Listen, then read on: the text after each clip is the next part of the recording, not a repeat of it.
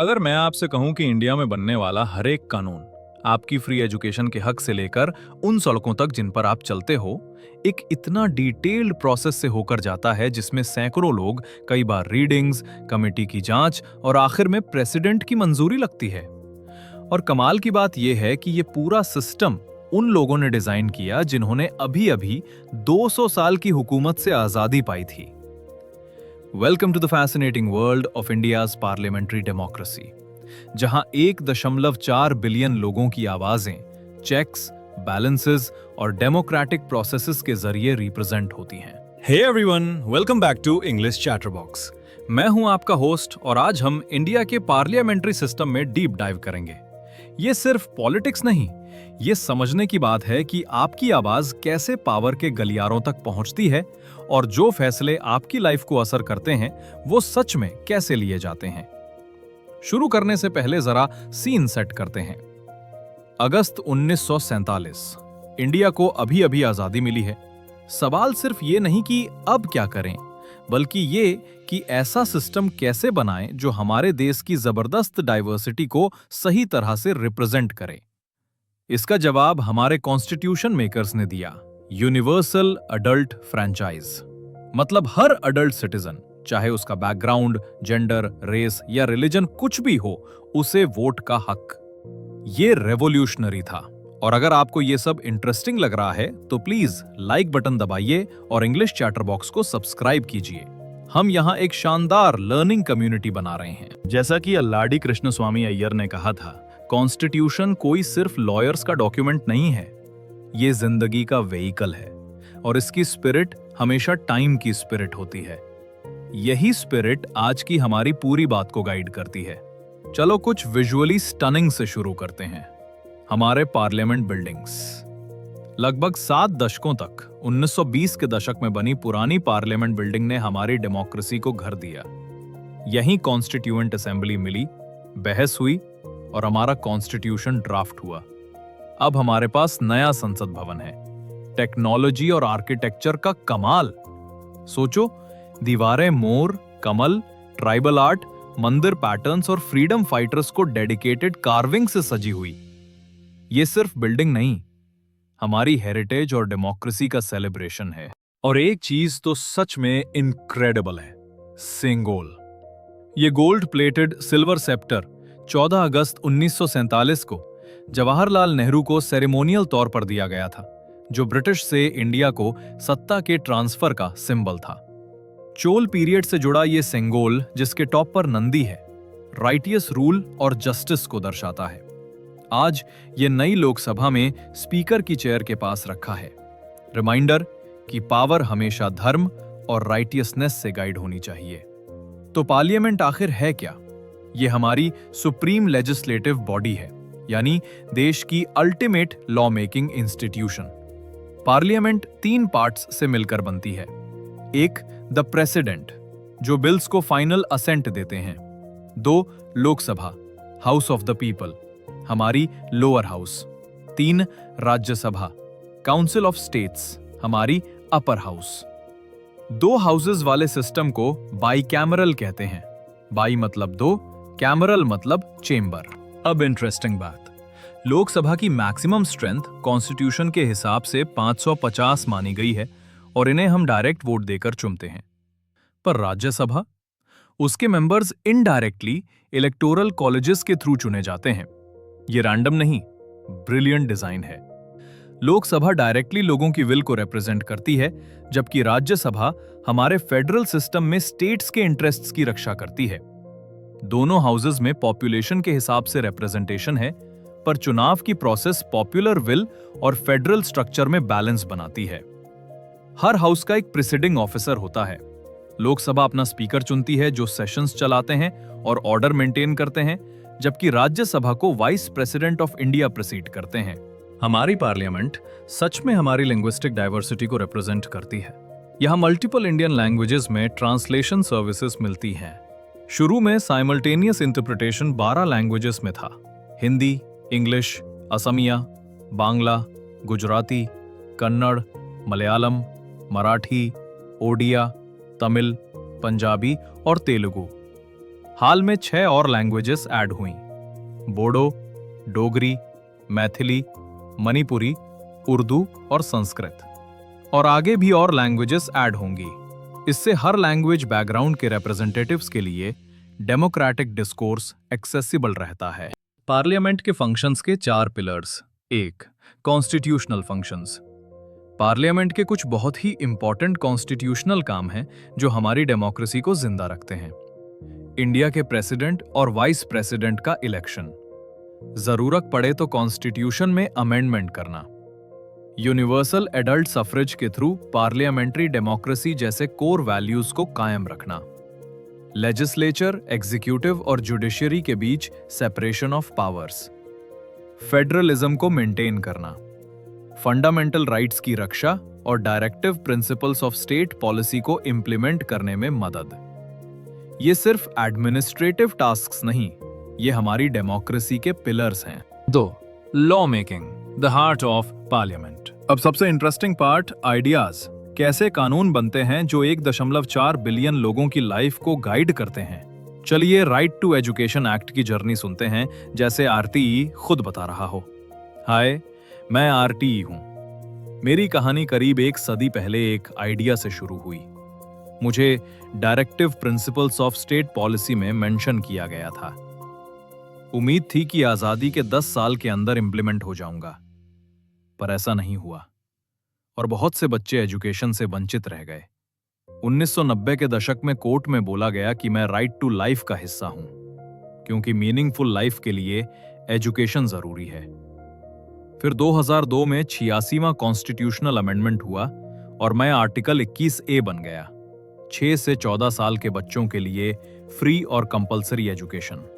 2008 में मुझे राज्यसभा में बिल के रूप में इंट्रोड्यूस किया गया। कमिटीज ने मुझे स्टडी किया, चेंज सजेस्ट किए। सबसे बड़ा डिबेट, फंडिंग। नए स्कूल, इंफ्रास्ट्रक्चर, टीचर्स, मिलियंस बच्चों के लिए ये सब एक्सपेंसिव था। लेकिन 2009 में इलेक्शंस के बाद नई गवर्नमेंट ने मेरी तरफ ध्यान दिया और आखिर में एक्ट बन गया। लॉ मेकिंग प्रोसेस में ये स्टेप्स होते हैं। फर्स्ट रीडिंग, बिल इंट्रोडक्शन और general discussion. Second reading, clause by clause detailed examination. Committee stage, standing committees द्वारा thorough scrutiny. Third reading, final debate और वोटिंग। अदर हाउस, वही process repeat.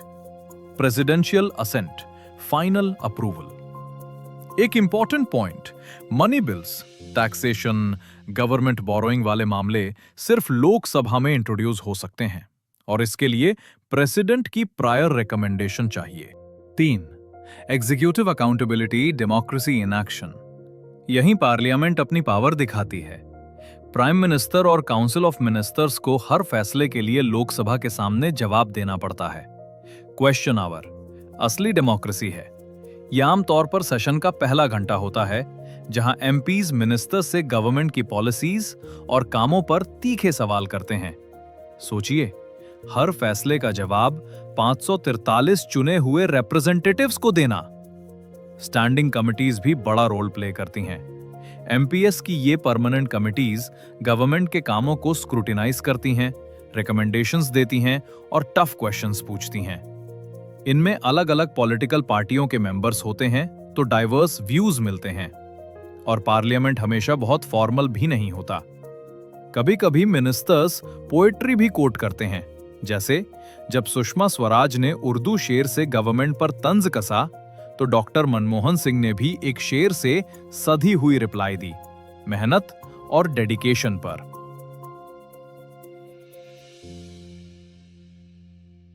4. Financial accountability, controlling the purse strings. Government एक एक रुपया कहां खर्च करेगी, इसकी मंजूरी पार्लियामेंट देती है। एनुअल बजट के जरिए पार्लियामेंट पैसे की एलोकेशन देखती है और मॉनिटर करती है कि अलग अलग मिनिस्ट्रीज में फंड्स कैसे खर्च हो रहे हैं। क्यों जरूरी? क्योंकि ये आपका पैसा है, टैक्स पेयर्स का पैसा।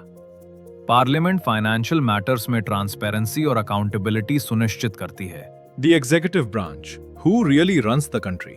The president, constitutional head president head of state होते हैं और एग्जीक्यूटिव के नॉमिनल हेड। भले ही day to day government PM और काउंसिल ऑफ मिनिस्टर्स चलाते हैं, प्रेसिडेंट के इंपॉर्टेंट फंक्शंस हैं प्राइम मिनिस्टर और दूसरे मिनिस्टर्स की अपॉइंटमेंट, पार्लियामेंट सेशंस को समन करना, बिल्स को असेंट देना, पॉलिटिकल क्राइसिस में कुछ डिस्क्रेशनरी पावर्स यूज करना। काउंसिल ऑफ मिनिस्टर्स प्रेसिडेंट की एड और एडवाइस करती है, पर कुछ खास हालात में, खासकर जब क्लियर मेजॉरिटी ना हो, प्रेसिडेंट डिस्क्रेशन यूज कर सकते हैं। The prime minister and council of ministers prime ministers de facto executive authority है, यानी real power centre. President Lok Sabha में मेजॉरिटी पार्टी या कोएलिशन के लीडर को पीएम बनाते हैं। पीएम के की फंक्शंस: काउंसिल ऑफ मिनिस्टर्स को लीड करना, प्रेसिडेंट को महत्वपूर्ण मामलों पर एडवाइस देना, अलग अलग मिनिस्ट्रीज के काम को कोऑर्डिनेट करना, नेशनल पॉलिसीज को शेप देना, डे टू डे गवर्नेंस के फैसले लेना। हमारे सिस्टम की खूबसूरती कलेक्टिव रिस्पॉन्सिबिलिटी। पूरी काउंसिल ऑफ मिनिस्टर्स लोकसभा के प्रति कलेक्टिवली रिस्पॉन्सिबल है। अगर लोकसभा को गवर्नमेंट पर भरोसा ना रहे तो पूरी काउंसिल को रिजाइन करना पड़ता है। ज्यादातर बिल्स गवर्नमेंट ही इनिशिएट करती है, इसलिए एग्जीक्यूटिव लॉ मेकिंग प्रोसेस में क्रूशल रोल प्ले करता है। पीछे पीछे एक permanent team, civil servants that bureaucrats, laws और पॉलिसीज को इंप्लीमेंट करने में मदद करती है। ये एडमिनिस्ट्रेटर्स मिनिस्टर्स के डायरेक्शन में काम करते हैं ताकि डिपार्टमेंट्स स्मूथली चलें। एक नैतिक जिम्मेदारी की कहानी। 1956 में रेल हादसे के बाद रेल मंत्री लाल बहादुर शास्त्री ने रिजाइन कर दिया, भले ही उनकी डायरेक्ट गलती नहीं थी। उनका मानना था कि मिनिस्टर अपने मंत्रालय में होने वाली चीजों की नैतिक जिम्मेदारी लेते हैं। नेहरू जी ने पहले रिजाइन एक्सेप्ट नहीं किया, पर शास्त्री जी ने फिर भी इस्तीफा दिया। यही है हमारे सिस्टम की अकाउंटेबिलिटी। अंडरस्टैंडिंग द डिफरेंसेस अब लेजिस्लेचर और एग्जीक्यूटिव के डिफरेंसेस क्लियर करते हैं। Legislature, parliament. Composition: president, Lok Sabha, Rajya Sabha. Main role: law बनाना और एग्जीक्यूटिव पर नजर रखना। फंक्शंस: कुछ बिल्स इंट्रोड्यूस करना, क्वेश्चंस के जरिए एग्जीक्यूटिव को चेक करना, गवर्नमेंट खर्च को मंजूरी देना, पार्लियामेंट्री कमिटीज के through consultation. Executive composition: president, vice president, council of ministers with PMO. Main role: legislature द्वारा बनाए गए कानूनों को लागू करना। फंक्शंस: मोस्ट बिल्स इंट्रोड्यूस करना, लेजिस्लेचर को इंफॉर्मेशन देना, बजट तैयार और इंप्लीमेंट करना, प्रेसिडेंट को इंपॉर्टेंट डिसीजंस में एडवाइस देना।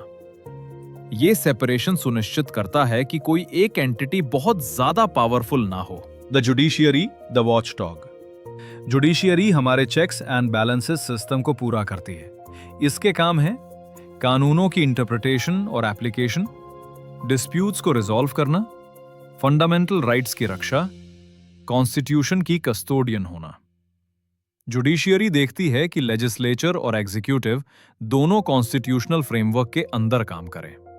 अगर पार्लियामेंट कोई अनकॉन्स्टिट्यूशनल कानून पास करे या एग्जीक्यूटिव कानून लागू करते वक्त कॉन्स्टिट्यूशन तोड़े तो जुडिशियरी इंटरवीन कर सकती है।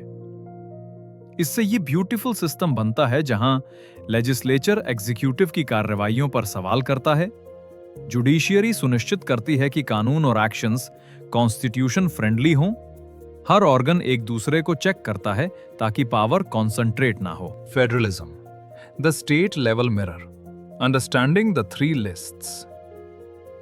हमारा कॉन्स्टिट्यूशन सब्जेक्ट्स को 3 लिस्ट्स में बांटता है। यूनियन लिस्ट, जिन पर सिर्फ सेंटर कानून बना सकता है, defence, foreign affairs, currency. State list, जिन पर सिर्फ स्टेट्स कानून बना सकते हैं, police, public health, agriculture. Concurrent list, जिन पर सेंटर और स्टेट दोनों कानून बना सकते हैं, पर क्लैश हो तो यूनियन लॉ प्रिवेल करता है। इस डिवीजन से इफेक्टिव गवर्नेंस होती है और फेडरल स्ट्रक्चर कायम रहता है। स्टेट गवर्नमेंट स्ट्रक्चर, हर स्टेट यूनियन स्ट्रक्चर को लगभग मिरर करता है। Similarities: constitutional head governor, president द्वारा अपॉइंटेड बनाम president. Executive head chief minister बनाम प्राइम मिनिस्टर। लेजिस्लेचर विधानसभा बनाम लोकसभा। टर्म दोनों के लिए 5 साल। रिस्पॉन्सिबिलिटी काउंसिल ऑफ मिनिस्टर्स विधानसभा के प्रति collectively responsible. State legislature types, unicameral सिर्फ विधानसभा ज्यादातर स्टेट्स, बाइकैमरल विधानसभा प्लस विधान परिषद, आंध्र प्रदेश, बिहार, कर्नाटक, महाराष्ट्र, तेलंगाना, उत्तर प्रदेश। विधानसभा लोकसभा जैसी डायरेक्टली चुनी जाती है, विधान परिषद राज्यसभा जैसी इनडायरेक्टली चुनी जाती है। स्टेट लेवल पर मनी बिल्स सिर्फ विधानसभा में ही इंट्रोड्यूस हो सकते हैं, जैसे सेंटर में मनी बिल्स सिर्फ लोकसभा में। Current challenges and hopes for the future. Productivity concerns. हमारी पार्लियामेंट के सामने कुछ रियल चुनौतियां हैं। Declining productivity. पहला, लोकसभा 1952 से 55, 14 सेशंस, 677 सिटिंग्स। दूसरी, लोकसभा 1957 से 662 तक, 16 सेशंस, 567 सिटिंग्स। 10वीं लोकसभा 1991 से 1996, 16 सेशंस, 423 सिटिंग्स। 13वीं लोकसभा 1999 से 2004, 14 sessions, 356 sittings. Rajya Sabha productivity data 2004 से 14 लगभग 78% प्रोडक्टिविटी, 2014 के बाद लगभग 65% तक गिरावट, 2018 record lowest 35.75%। Common issues, members की रेगुलर एब्सेंटीज्म, सेशंस में डिसरप्शंस, डिबेट्स की क्वालिटी में कमी, क्वेश्चन आवर में बाधाएं, सेशंस का शॉर्ट होना। Why this matters? जब पार्लियामेंट सही से काम नहीं करती, जरूरी बिल्स पास होने में सालों लग जाते हैं, लोगों की समस्याएं अटकी रहती हैं, क्वालिटी डिबेट्स की जगह शोर शराबा हो जाता है, डेमोक्रेटिक डिस्कोर्स कमजोर होता है। The hope factor. पर अच्छी खबर भी है, ज्यादा यंग लीडर्स पॉलिटिक्स में आ रहे हैं, टेक्नोलॉजी ट्रांसपेरेंसी बढ़ा रही है, सिटीजन्स ज्यादा अवेयर और एंगेज्ड हो रहे हैं। डिजिटल प्लेटफॉर्म्स पॉलिसी डिस्कशंस में पब्लिक पार्टिसिपेशन बढ़ा रहे हैं, पॉलिटिकल रिप्रेजेंटेशन में ज्यादा डाइवर्सिटी। अटल बिहारी वाजपेयी जी ने बहुत खूबसूरती से कहा, सरकारें आएंगी जाएंगी, पार्टियां बनेंगी बिगड़ेंगी, लेकिन ये देश रहना चाहिए, इस देश का लोकतंत्र अमर रहना चाहिए। Practical engagement. आप हमारे पार्लियामेंट्री सिस्टम को कैसे स्ट्रॉन्ग बना सकते हैं? फ्यूचर वोटर्स के रूप में सोसाइटी के इश्यूज पर इन्फॉर्म्ड रहें, पब्लिक डिस्कशंस में पार्टिसिपेट करें, पॉलिटिकल रिप्रेजेंटेटिव से कंस्ट्रक्टिव तरीके से बात करें, डिजिटल प्लेटफॉर्म्स पर पॉलिसी फीडबैक दें, इन्फॉर्म्ड वोटिंग चॉइसेस करें। अभी अपने स्टेट लेजिस्लेचर का काम समझें, पार्लियामेंट्री प्रोसीडिंग्स फॉलो करें, हेल्दी पॉलिटिकल डिस्कशंस करें, अपने लोकल एमएलए के काम के बारे में जानें, स्कूल और कॉलेज लेवल की डेमोक्रेटिक प्रोसेसेस में भाग लें। सेंगोल की राइटियस रूल वाली प्रतीकात्मक कहानी से लेकर 1.4 बिलियन लोगों को असर करने वाले कानून बनने की बारीक प्रोसेस तक, इंडिया का पार्लियामेंट्री सिस्टम डेमोक्रेटिक इंजीनियरिंग का मास्टरपीस है। हमने पूरा जर्नी कवर किया, पार्लियामेंट की बाइकेमरल स्ट्रक्चर वाली कंपोजिशन से लेकर 4 की functions, constitutional duties, law making, executive accountability और फाइनेंशियल ओवरसाइट। हमने देखा कि एग्जीक्यूटिव कैसे लॉज को इंप्लीमेंट करता है और लेजिस्लेचर के प्रति अकाउंटेबल रहता है, और जुडिशियरी कैसे सुनिश्चित करती है कि सब कुछ कॉन्स्टिट्यूशन के दायरे में हो। फिर देखा कि यही सिस्टम स्टेट लेवल पर मिरर होता है, जिससे फेडरल स्ट्रक्चर नेशनल यूनिटी और लोकल गवर्नेंस में बैलेंस लाता है। और हमने ईमानदारी से चुनौतियों की बात की, साथ ही उम्मीद की किरण, एंगेज्ड सिटीजनशिप को भी हाईलाइट किया। आपका वोट मायने रखता है, आपकी आवाज मायने रखती है। डेमोक्रेटिक प्रोसेस में आपकी पार्टिसिपेशन हमारे देश का भविष्य तय करेगी। अगर इस कॉम्प्रिहेंसिव एक्सप्लेनेशन ने आपको इंडियाज पार्लियामेंट्री सिस्टम बेहतर समझने में मदद की, तो इस वीडियो को एक बड़ा सा थम्स अप दीजिए, इंग्लिश चैटर बॉक्स को सब्सक्राइब कीजिए और नोटिफिकेशन बेल दबाइए। हम ऐसा डिटेल्ड एजुकेशनल कंटेंट बनाते हैं जो कॉम्प्लेक्स टॉपिक्स को आसान और एंगेजिंग बनाता है। आपको हमारी पार्लियामेंट्री सिस्टम की कौन सी बात सबसे ज्यादा सरप्राइजिंग लगी? किस पहलू पर आप और डीप वीडियो चाहते हैं? कमेंट्स में जरूर लिखिए। इस वीडियो को अपने फ्रेंड्स के साथ शेयर कीजिए, खासकर जो एग्जाम्स की तैयारी कर रहे हैं या इंडियन डेमोक्रेसी के बारे में क्यूरियस हैं। मिलकर चलिए एक ज्यादा इन्फॉर्म्ड सिटीजनरी बनाते हैं। Thanks for watching this detailed exploration with English chatterbox. याद रखिए, अपनी डेमोक्रेसी को समझना उसे स्ट्रांग बनाने का पहला कदम है। सीखते रहिए, सवाल पूछते रहिए और पार्टिसिपेट करते रहिए। नेक्स्ट वीडियो में मिलते हैं।